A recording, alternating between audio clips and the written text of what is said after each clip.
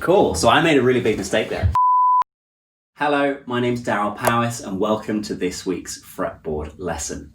Today we're going to take a look at the simplest way to improvise with minor scales on the guitar. Improvising is one of the most challenging things that you can do on your instrument. It's not only have you got to use your ear, you've also got to have your technical knowledge of how your instrument's playing and be proficient on it, and you've got to have good theoretical knowledge of what you're able to play and where. It's all happening at the same time, and before you know it, the chord's gone or the note you wanted to play is gone.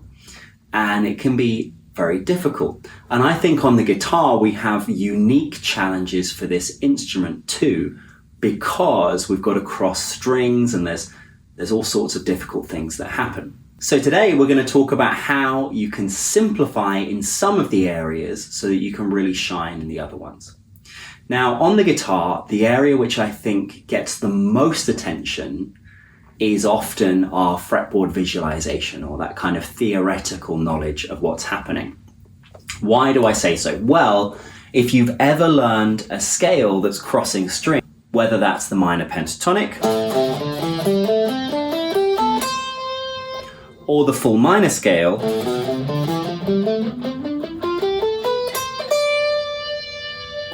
you're crossing strings and you're leaning heavily on fretboard visualization, and there's a lot of technique involved in there too, in the right hand to make sure you're hitting the right notes as you go. Crossing strings is the most challenging thing that your right hand really has to do on the guitar during improvising. And there's a lot of technical challenges there too as you cross strings with both hands. You're crossing strings and you've got to find the right place to go with your left hand. But most importantly with that right hand, string crossing is one of the most challenging things that your right hand has to do in the guitar at all. So you're spending a lot of time or investing a lot of time already probably working on scale shapes, that fretboard visualization side, and crossing strings just by working on the scales on their own, without ever really getting properly to focus on the ear training part. So these are some exercises today to work more on the ear training part of improvising on the guitar and to simplify the other two so that you can practice a bit better and a bit easier when you're playing on the guitar. So what I'm going to do is I'm going to put a backing track on, and then I'm going to show you some of the exercises that we can play. So I'm going to show you me making a simple backing track. I'm doing it on my computer, but you could just as easily do this on the voice record function on your phone. At home, you don't need the drums, you just need some chords to play along to.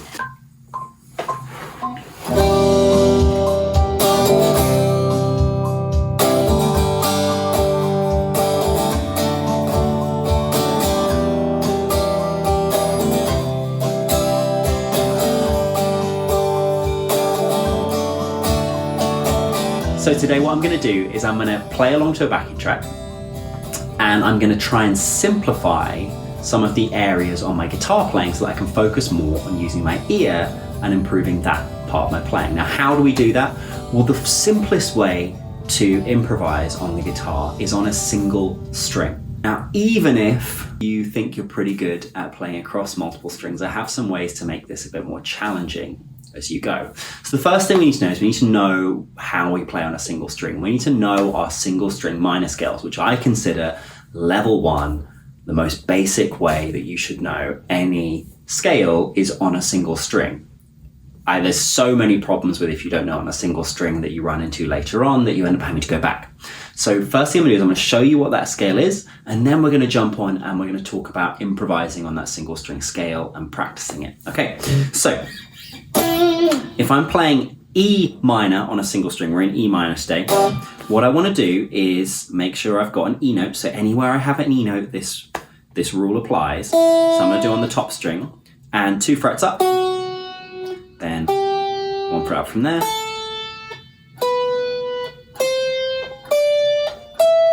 Okay, so it's less important for me to know what frets I was on there than it is the pattern. So the fact that between note 1 and 2, there's a 2 fret gap, and then there's a 1 fret gap here. And what's really useful is if you know this is the root, the E note's the root, and then that's note 2, note 3, note 4, note 5, note 6, note 7, and root. The first thing I'm going to do is I'm going to play over the backing track. just playing one note of the scale at a time so I can hear it. This is like level 1, take a backing track and practice the scale up and down.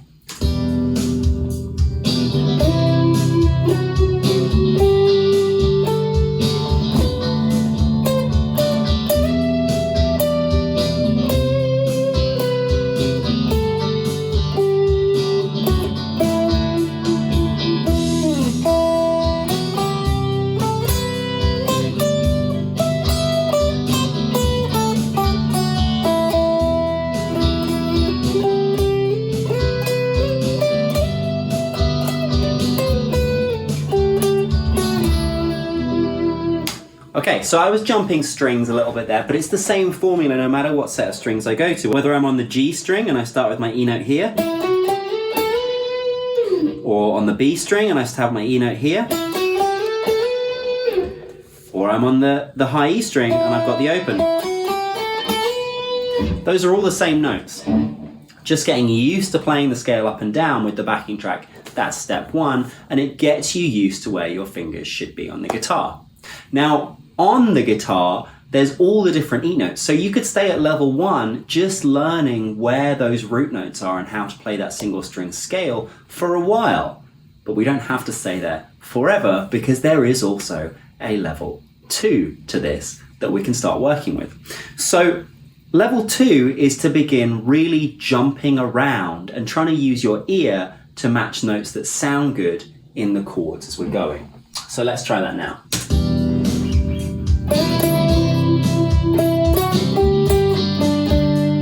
Jump down to note 7. Spending more time listening. Okay, that sounds nice.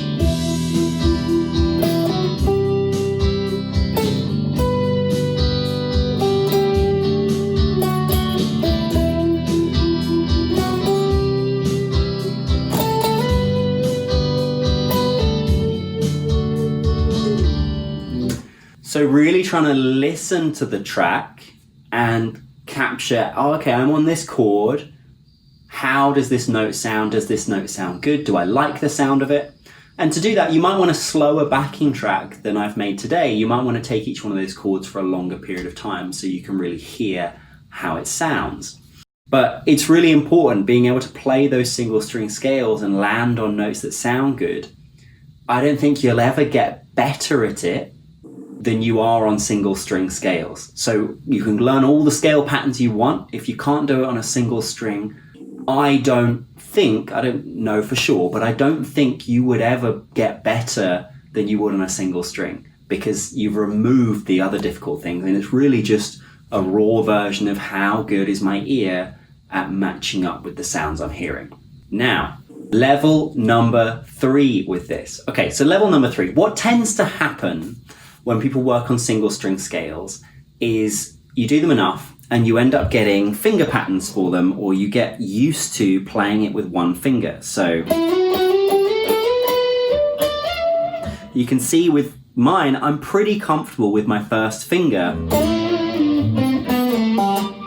So what you do to make that uncomfortable again and to keep your ear going is you switch to a new finger. This is something I got from Mick Goodrick, who was an old school guitar teacher in the 70s, still going around. But you want to try and swap fingers when you're working on single string scales. So I've done it with finger 1, and I know I'm pretty comfortable with finger 2, so I'm going to try finger 3, and we might see some mistakes and a bit of a mess. What's happening is because you're using a finger that you're less comfortable with, you're going to rely on your ear a little bit more, and you're going to have to think about where the scale patterns are a little bit more than you would if you were using finger 1.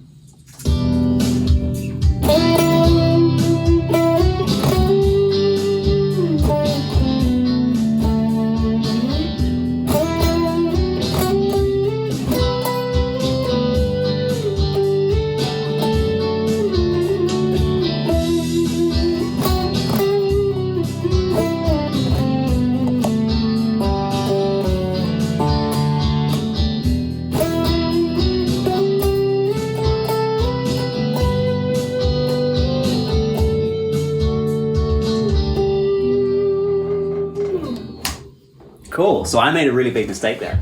And that's okay. That's what practice should sound like. That's what working on your playing is. I switched off for a second. I forgot where my scale was and I was thinking about something else and I wasn't in the zone. That's how it should go. I need to practice my third finger more in all sorts of places. And I probably need to practice all my other fingers a lot more too. So those are some 3 levels that you can start working on. But this really is one of the simplest ways to improve your improvising on the guitar. Because I'd say 95% of your improvising is going to be melody making. And then just the last 5% will be those fast runs and the technical aspects. So most of your improvising can probably be improved just by working on a single string. All right. I hope you have fun with this and hopefully I'll see you next week. I'm doing these videos every Saturday. So if you want to catch more of them, hit the subscribe button, the notification bell, all of those things, and I will see you next time. Thanks very much.